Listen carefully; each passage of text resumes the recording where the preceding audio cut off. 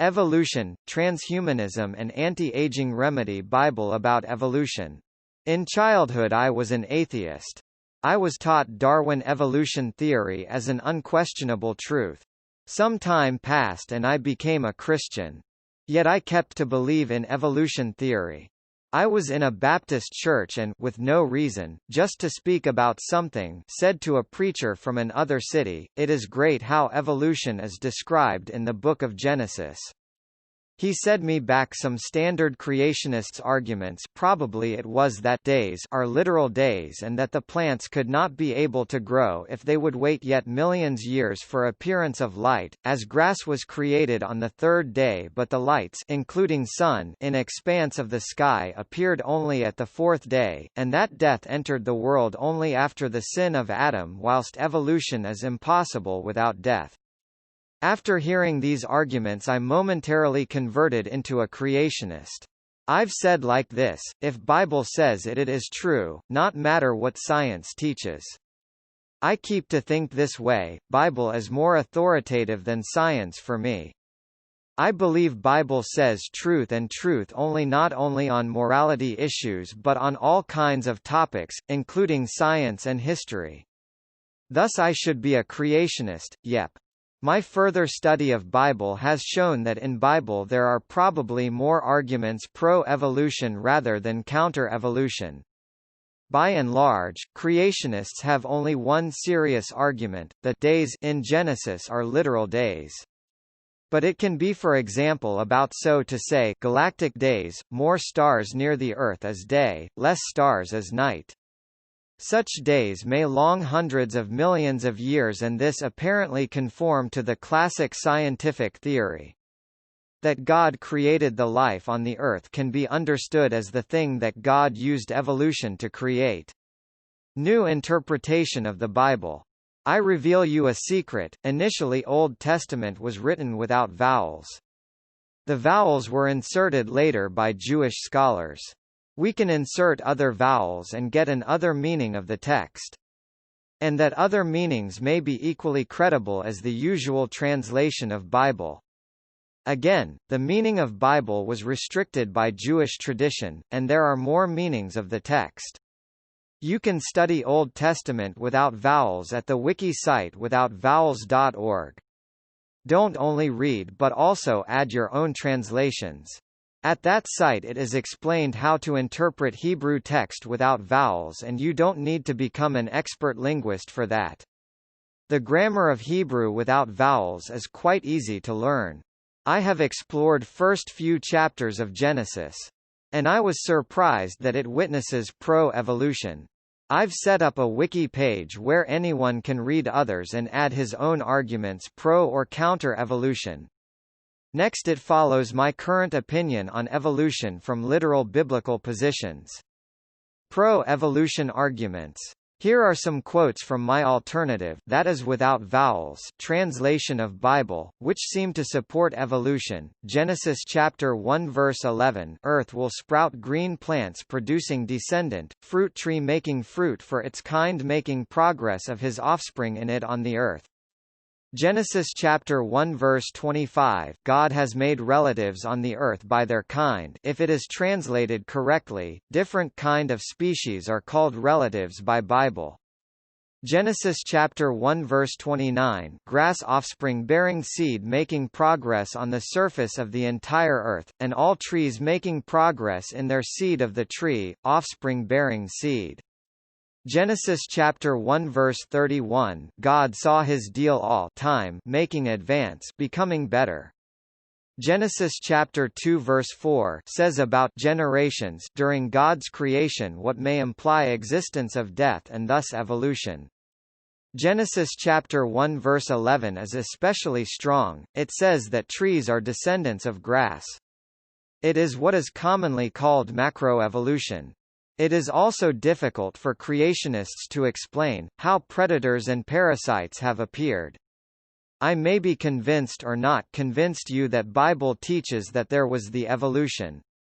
But you anyway should accept, as I show below, that Bible teaches that we should resist against the death. What does acceptance of the evolution theory changes in the practice of Christian life? If the theory of evolution is true, then the creation is not finished yet. And this means that we should use science to fight with imperfection of the creation, cancer, death, ecological problems, etc. People and monkeys. Are people descendants of monkeys? At first it could seem no. For a believing reader of Bible, Genesis chapter 2 verse 7, God Yahweh has formed Adam pulverized from soil and breath into his nose living spirit, and Adam became a living soul. Reading it looks like a case of direct non-evolutionary creation. However, I see no reason to assume that Genesis chapter 2 verse 7 describes a quick event. May the event described in Genesis chapter 2 verse 7 longs for millions years. Why not? If the evolution theory is true, humans were created from atoms of the soil breathing oxygen, exactly as described in Bible. So, does anything in Bible contradict to the theory that people are monkeys' descendants? However, it is quite likely that some biotechnology of God or an advanced civilization used by God was used to transform monkeys into people. Why has God used a biotechnology, not direct creation? We do not know. Bible disagrees with modern science about the time period as investigated by radiocarbon dating of existence of man. But this can be easily explained by the fact that before the flood the atmosphere of the Earth was different, so producing different quantities of carbon isotopes, and thus radiocarbon dating produces wrong results when analyzing events before the flood. Yes, I believe in the flood over the entire Earth. It is described in errorless Bible and can't be false. You may ask, what's about the first man, Adam? But first, why is it assumed that he was the very first man? And the second, it is necessary to consider someone from the people as the first full rights person. Anti-aging remedy. Deuteronomy chapter 30 verses 19 to 20. I call heaven and earth to record this day against you, that I have set before you life and death, blessing and cursing. Therefore choose life, that both you and your seed may live, that you may love the Lord your God, and that you may obey his voice, and that you may hold to him, for he is your life, and the length of your days, that you may dwell in the land which the Lord swore to your fathers, to Abraham, to Isaac, and to Jacob, to give them. Did God say choose death?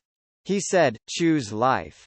Hebrews chapter 2 verses 14 to 15. For as much then as the children are partakers of flesh and blood, he also himself likewise took part of the same, that through death he might destroy him that had the power of death, that is, the devil, and deliver them who through fear of death were all their lifetime subject to bondage. Who has the power of the death? The devil. We must rebel against the devil and not submit to him. So, I myself intend to take the remedy for old age, as soon as I have the opportunity. By the way, as I understand it, you need to take it only once and it will act all your life, because it changes a person's genetics. And do not be afraid on this about mark of the beast. Obviously, the mark of the beast is a microchip, not a pill. The devil and the evolution. The devil created snakes and scorpions, Luke chapter 10 verses 18 to 19, and he said to them, I beheld Satan as lightning fall from heaven. Behold, I give to you power to tread on serpents and scorpions, and over all the power of the enemy, and nothing shall by any means hurt you. Somebody may ask, what's about the fact that snakes play an important role in the ecosystem? Does the devil do good? This is the devil's favorite way of work, embed your evil element into the system so that it is very difficult to extract without destroying the system. So the devil created the death from old age, a very important mechanism of evolution. How the evolution can continue without the death? Be sure, God has other variants, such as exchange of genes on the cellular level or even evolution under human control. After all, the evolution of single-celled creatures occurred without death from old age. The big brain arose as an evolutionary means of fighting the temptations of the devil. To simply control the body, the big brain is not very necessary, it is needed to combat temptations. Even trees have intelligence and can communicate with each other, probably, chemically. Judges chapter 9 verses 8 to 15. The trees went forth on a time to anoint a king over them, and they said to the olive tree, Reign you over us. But the olive tree said to them, Should I leave my fatness, with which by me they honor God and man, and go to be promoted over the trees? And the trees said to the fig tree, Come you, and reign over us. But the fig tree said to them, Should I forsake my sweetness, and my good fruit, and go to be promoted over the trees? Then said the trees to the vine, Come you, and reign over us. And the vine said to them, Should I leave my wine, which cheers God and man, and go to be promoted over the trees? Then said all the trees to the bramble, Come you, and reign over us.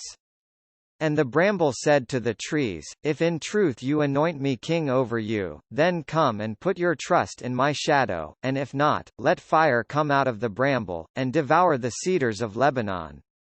Not with the simple ancient people communicated with the trees and asked for forgiveness when they were cut. However, this may take on perverted forms. Jeremiah chapter 3 verse 6. The Lord said also to me in the days of Josiah the king, Have you seen that which backsliding Israel has done? She has gone up on every high mountain and under every green tree, and there has played the harlot. It's written, that the creation fell into bondage of corruption. Romans chapter 8 verses 16 to 23. The Spirit itself bears witness with our spirit, that we are the children of God, and if children, then heirs, heirs of God, and joint heirs with Christ, if so be that we suffer with him, that we may be also glorified together. For I reckon that the sufferings of this present time are not worthy to be compared with the glory which shall be revealed in us. For the earnest expectation of the creature waits for the manifestation of the sons of God. For the creature was made subject to vanity, not willingly, but by reason of him who has subjected the same in hope, because the creature itself also shall be delivered from the bondage of corruption into the glorious liberty of the children of God. For we know that the whole creation groans and travails in pain together until now. And not only they, but ourselves also, which have the first fruits of the Spirit, even we ourselves groan within ourselves, waiting for the adoption, to wit, the redemption of our body. And this means that the creation, animals, trees, etc., not always were submit to corruption that is missing sense and mind. When there is no temptations, even animals with smaller brain would be able to be very smart. They wait when their mind will be free from corruption and they will become free again. You could speak with a cat or a dog in the kingdom of God.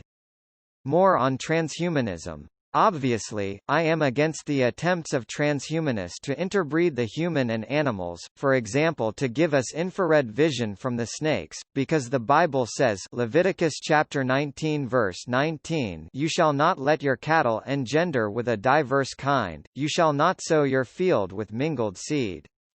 I don't know why this is disallowed by the Bible, maybe not to upset the balance of the ecosystem. If people will succeed to build an artificial intelligence comparable at least with our fallen human mind, how may this end? Most likely, it also will fall into temptation and become stupid like as people and animals became stupid. Hackers call this DOS attack, when they are seeking that a computer would be overloaded and become so to say stupid. The devil wants that everybody could be stupid. To know more about amazing Bible teachings, subscribe to this YouTube channel. To help the knowledge of the Bible and the gospel truth to spread, press like button and also donate by clicking support in the channel header. God will reward you for the donation. Let God bless you. This online Christian sermon video was prepared by the evangelical preacher Victor Portone to help you with Bible study.